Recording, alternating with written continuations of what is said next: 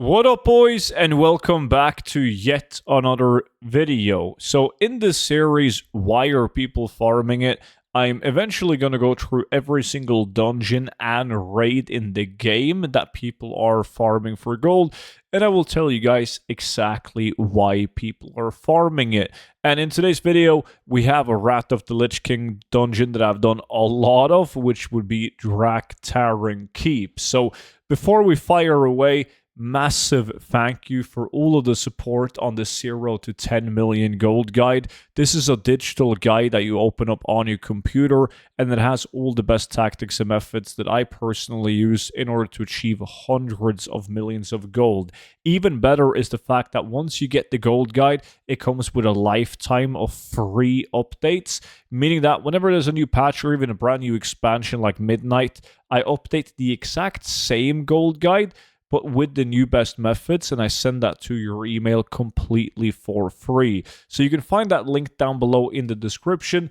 Don't forget to use the discount code STUDENT for 50% off. And I know a lot of you guys already have the gold guide, so big thanks to that. And if you already do, definitely worth checking out the VIP Discord, because once you join the VIP Discord, you get to view all my YouTube videos before they go public on YouTube, giving you a slight advantage, but you also get access to exclusive gold tips, multiple spreadsheets for gold making, T7 groups and operations, and you can even get access to my investments for stuff such as player housing and much, much more. So that will also be linked down below in the description. Now, I'm first going to take you guys through how I farm Drak'Tharon Keep.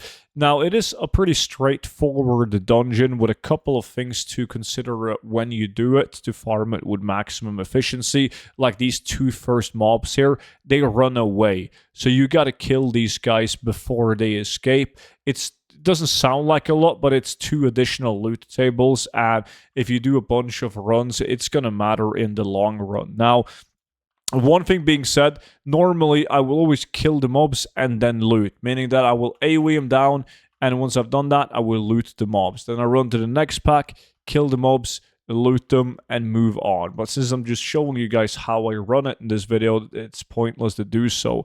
Now, this guy I skip, Nova's the summoner, because there's a role play involved. You can't just kill him and move on. So I always just skip him. It's not worth it for the 1 additional loot table. These guys riding the raptors, you want to engage them by body pulling or using a spell that doesn't deal any damage, because then he will summon an additional raptor that has a loot table. So again, all of these minor things actually matters in the long run, right? Same here, 2 additional loot tables that you can loot. This guy, there's nothing special about this. You just want to AoE him all down, and from this point on, it's pretty much just straightforward. Just kill everything that you meet.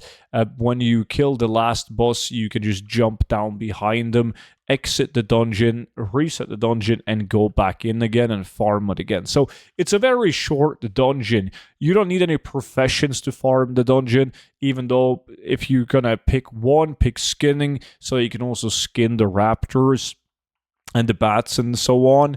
And you don't need any specific class because it's such a short dungeon. Yes, I'm running it with a speed set, but it's so fast, every single class is going to be able to easily do 10 runs within an hour. But if you absolutely want to min-max, Druid, speed set Druid's definitely the best choice. If you have 2 of them playing on different realms, you can do 20 runs in an hour as well, making it even better, way better in fact. So instead of teleporting in and out, since it is such a short run, I just literally just run back out and then reset the dungeon before I walk back in again. Because if you dream walk or leave the dungeon by using a macro in this one, you're not going to be teleported straight outside of the dungeon. You're going to be teleported to the graveyard that's like south of the dungeon on the Grizzly Hills side, like down here. So it's actually a bit, it's like a decent length to walk back to the dungeon again. So I was just manually run out. Now,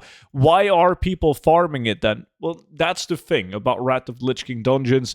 Also TBC to some degree, that the dungeons don't have any actual good items that it's specific to that dungeon. Like items that will only drop in Drak'Tharon Keep. Like, they don't exist. There's no good ones. So you're just doing it for world drops. And sure, some dungeons drops or has a different loot table of world drops than others. But Drak'Tharon Keep has one of the best loot tables in terms of world drops. It also has one of the best densities, like the amount of mobs that you can kill per minute or per hour is very high in Drak'Tharon Keep compared to some of the other Wrath of the Lich King dungeons. Now, that being said, there is some blue items that are decent, but they will be considered what we call world drop. So you do have items such as the petrified ironwood smasher, and then you also have the Lydia's Sharpened Swordbreaker, another one that's decent with a very high sell rate, unique appearance. But what you really want to get, and that's like a general thing across the board on Wrath of the Lich King dungeons, is green items world drops. Such as the Windsight, unique appearance, you have the Grizzly Glaive, you have like the big boys like the Astral Light Bow, very hard to get, very valuable, unique appearance as well. There's a bunch of shields in Wrath of the Lich King that can drop in Drak'Tharon Keep, and they don't even need to be a unique appearance. They still sell really, really well. So especially keep your eyes open for weapons. There's very few armor pieces that actually is worth a good chunk of gold. It's mainly weapons. A lot of ranged weapons are really good in Drak'Tharon Keep. So what separates it and makes it better than a lot of other dungeons from other expansions is the fact that there's not a lot of competition compared to like the classic dungeon loot.